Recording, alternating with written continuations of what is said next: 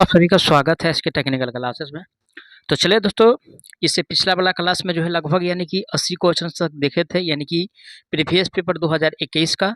और आज जो देखने वाले हैं 81 नंबर से ऊपर या सभी प्रश्न को देखने वाले हैं। तो चलिए, आज का सबसे पहला प्रश्न दिया हुआ है, एसी वोल्टा नियंत्रक का प्रयोग डैश को डैश वोल्टा में रूपांतरित करने के लिए किया जाता है। किसका कहा है भाई? तो एसी वोल्टा का कहा है ना। और एसी वोल्टा का जो प्रयोग किया जाता है दोस्तों, ये किया जाता है एसी को, है ना। एसी को किस में बदलता है? तो एसी को एसी में ही यानी कि रूपांतरित करता है, जो कि ऑप्शन नंबर ए में दिया हुआ है। और करेक्ट आंसर जो होने वाला है ऑप्शन इसका एक सही हो जाएगा। ठीक है, अगला प्रश्न आज का दिया हुआ है, क्वेश्चंस में दिया हुआ है कि किसी मितव्ययी विद्युत शक्ति प्रणाली संचालन में हानि गुणांक का प्रयोग किसके लिए किया जाता है? कौन सा गुणांक का? तो हानि गुणांक का। और देखिए दोस्तों, यानी कि हानि गुणांक का जो मेनली प्रयोग किया जाता है, यानी कि सभी लोड का जो विविधता होता है, ठीक है, सभी लोड का विविधता की यानी कि मितव्ययी लोडिंग के लिए। ठीक है, ए में क्या कह रहा है, यानी कि एक में बस फ्रीक्वेंसी की गणना, तो बस फ्रीक्वेंसी की गणना के लिए नहीं करते हैं, न बस करंट की गणना, न बस वोल्टेज की गणना। ओनली फुल दोस्तों जो है इसमें किया जाता है सभी वोल्टेज विविधताओं की मितव्ययी लोडिंग के लिए किया जाता है, जो कि ऑप्शन 2 में दिया है। करेक्ट आंसर ऑप्शन इसका 2 सही हो जाएगा।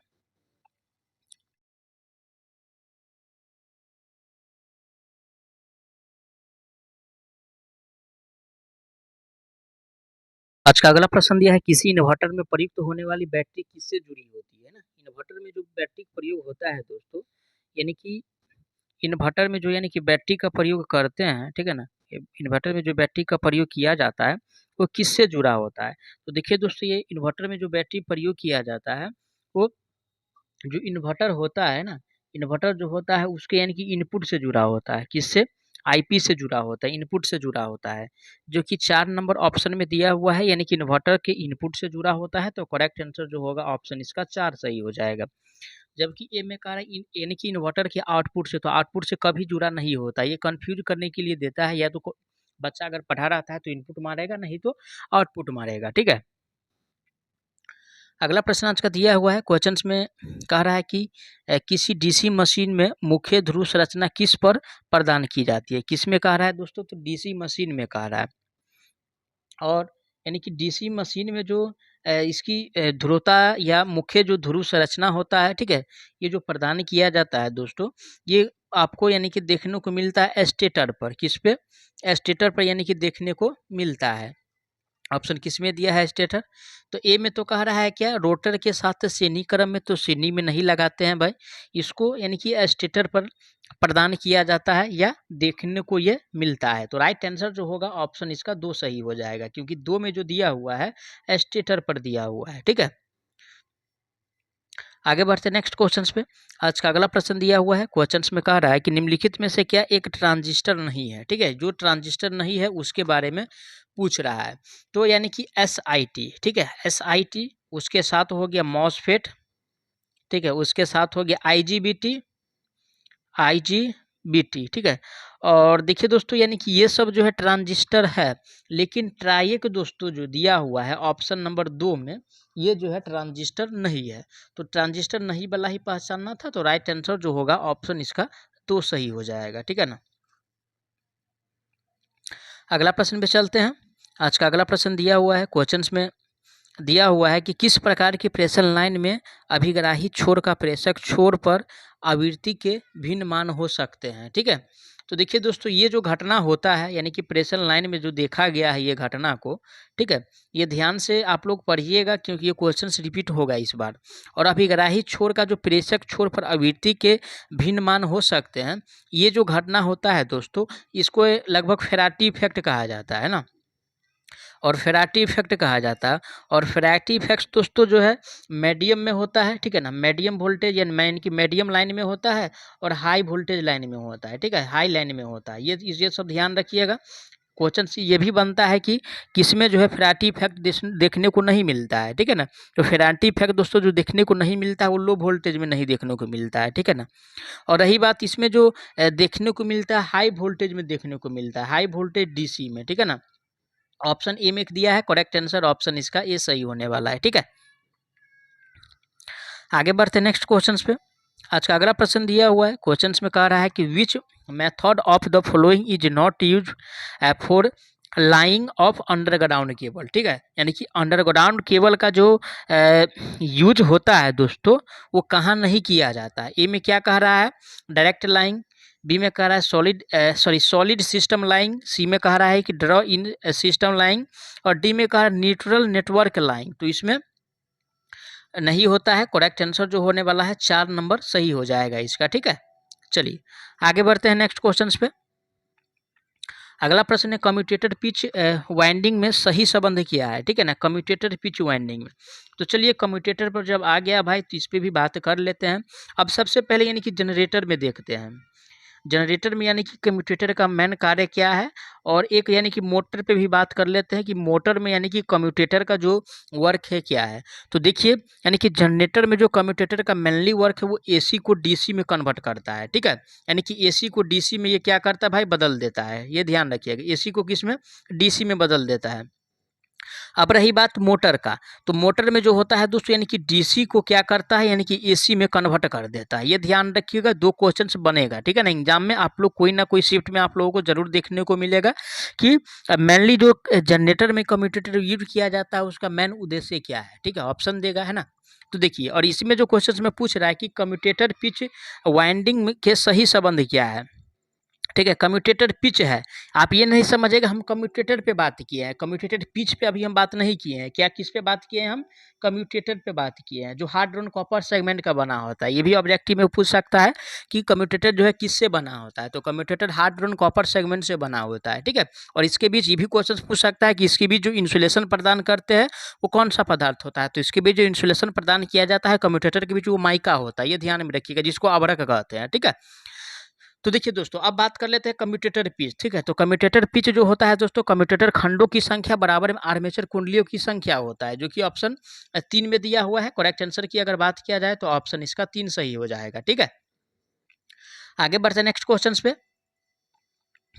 आज का अगला प्रश्न जो दिया हुआ है ना, क्वेश्चन में दिया हुआ है कि which of the following is a FACTS। ठीक है, यानी कि फैक्ट डिवाइस है। तो देखिए दोस्तों, ए में तो कह रहा है सर्किट ब्रेकर, सर्किट ब्रेकर ये फैक्ट डिवाइस नहीं है, ना रिले है फैक्ट डिवाइस, ना आइसोलेटर है फैक्ट डिवाइस। लेकिन स्टेटकम जो दिया हुआ है ये फैक्ट डिवाइस है। तो करेक्ट आंसर जो होगा दोस्तों ऑप्शन इसका 4 नंबर में सही हो, 4 नंबर में दिया है स्टेटकम, ये सही हो जाएगा। ठीक है, अगला प्रश्न पे चलते हैं।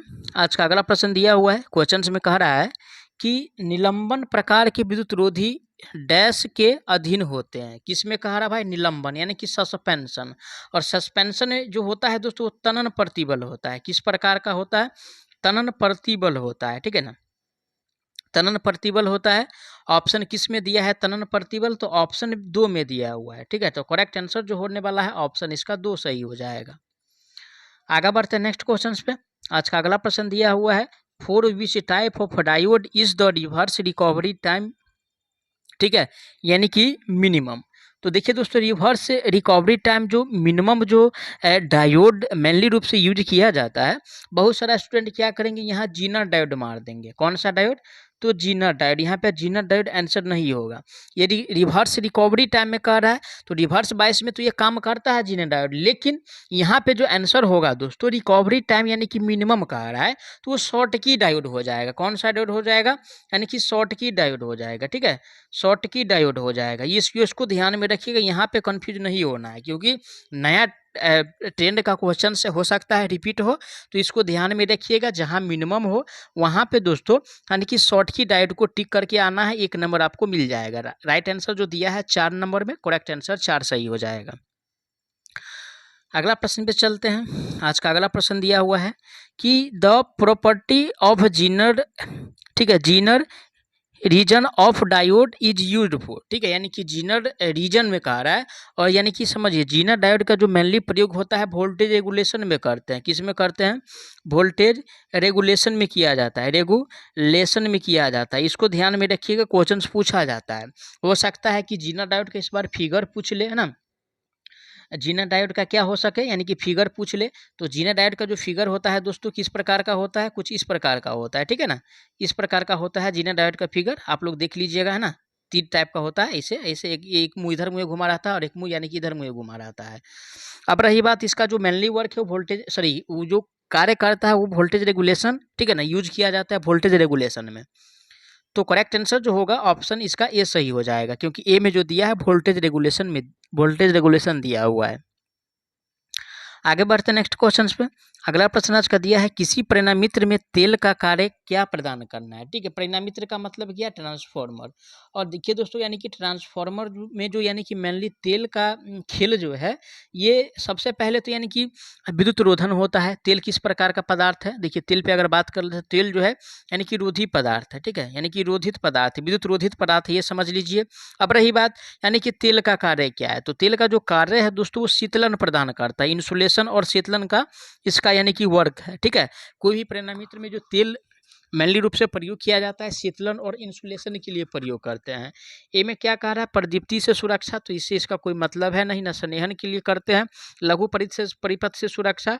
और 4 नंबर में जो कह रहा है विद्युत रोधन और शीतलन, तो विद्युत रोधन और शीतलन के लिए तेल का मेनली प्रयोग किया जाता है। ठीक है, करेक्ट आंसर ऑप्शन इसका 4 सही होने वाला है।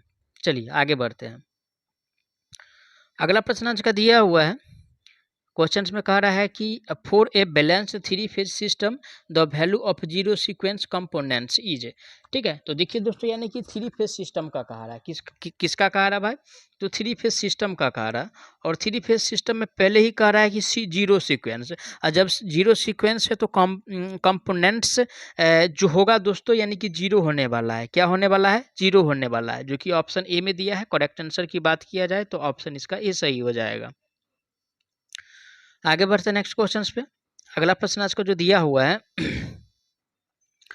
क्या कह रहा है, यानी कि 100 नंबर क्वेश्चंस में कह रहा है कि in a ideal transformer at no load 3 phase difference between primary voltage and secondary voltage is. ठीक है, यानी कि प्राइमरी वोल्टेज और, ठीक है, प्राइमरी वोल्टेज और सेकेंडरी वोल्टेज का बीच जो दोस्तों यानी कि फेज डिफरेंस होता है वो 180 डिग्री का होता है। कितना का होता है भाई, 180 डिग्री का होता है। ए में तो कह रहा है 90 डिग्री, तो 90 डिग्री से कोई मतलब है नहीं ना, 120 डिग्री होता है ना 360 डिग्री होता है। अगर क्वेश्चंस में पूछता है कि अगर थ्री फेज में अगर थ्री फेज में यानी कि जो डिफरेंस पूछता तो वहाँ पे 120 हो जाता, और सिंगल या डबल फेज में पूछता तो वहाँ पे 90 डिग्री हो जाता है। लेकिन ये तो ट्रांसफार्मर में पूछ रहा है, अगर ये मोटर में पूछता थ्री फेज में तो ये होता, सिंगल फेज में पूछता तो 90 डिग्री होता है। लेकिन यहाँ पे तो ट्रांसफार्मर में पूछ रहा है, और ट्रांसफार्मर में दोस्तों प्राइमरी और सेकेंडरी वाइंडिंग के बीच जो डिफरेंस होता है, ठीक है, ये 180 डिग्री का होता है, जो कि ऑप्शन 3 में दिया हुआ है। करेक्ट आंसर जो होने वाला है ऑप्शन इसका 3 सही हो जाएगा। आगे बढ़ते नेक्स्ट क्वेश्चन पे। अगला प्रश्न आज का जो दिया हुआ है कह रहा है कि ग्रिड में प्रतिक्रियाशील विद्युत शक्ति को नियंत्रित करने के लिए प्रयोग किए जाने वाला स्थैतिक उपकरण क्या कहलाता है। किसमें कह रहा है भाई, तो ग्रिड में कह रहा है। और ग्रिड में जो प्रतिक्रियाशील शक्ति को जो नियंत्रित करता है वो फैक्ट करता है। ठीक है, वो फैक्ट उपकरण करता है।